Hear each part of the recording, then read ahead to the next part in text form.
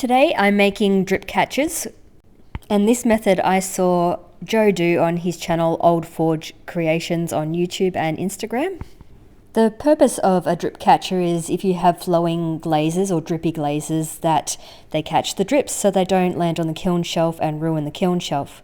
Now, I studio fire my pieces, so I would have to pay a fair amount of money to have a kiln shelf repaired if I were to get drips on them from my pieces, and I tend to use Mako and Amaco glazes and they are very drippy.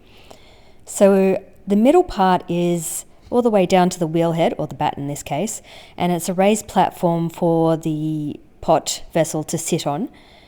And so there's a bit of clearance between that and the bottom of the plate form, so the drips can maybe not stick to the actual drip catcher and you'd be able to save the pot and just sand it off.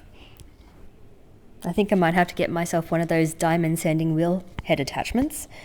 So the clay I've been using today is all Reclaim, different colours, and it's been very soft, maybe a bit lumpy.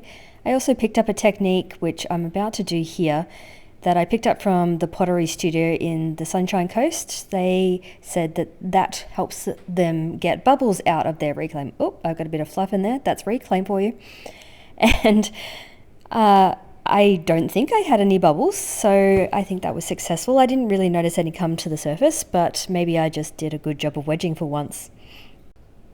Now, since I do studio firing or public firing, I want to make these as light as possible because I pay by the gram or the kilogram for firing, so I always have to submit these with my pieces, so I don't want them to take up too much of the cost of firing. I'm throwing these on Hartley & Noble bats, and the great thing about these is that I don't have to wire them off. There should be a flat base because they're just going to pop off these Russian doll bats. And I won't have to do any trimming with these pieces. I'll just give them a sponge so there's no sharp edges so I don't cut myself or anybody else cuts themselves on my cookies. And that will save me a lot of time. I've been meaning to do this for a while. I've just been putting it off because I had some slab kiln cookies that I made, but they weren't that great. So I have faith in these. So this is all that I made today, some big ones, some smaller ones, and I've put plastic over them because it's 35 degrees here in Melbourne today, and just so that they dry slowly and don't crack. Thanks for watching.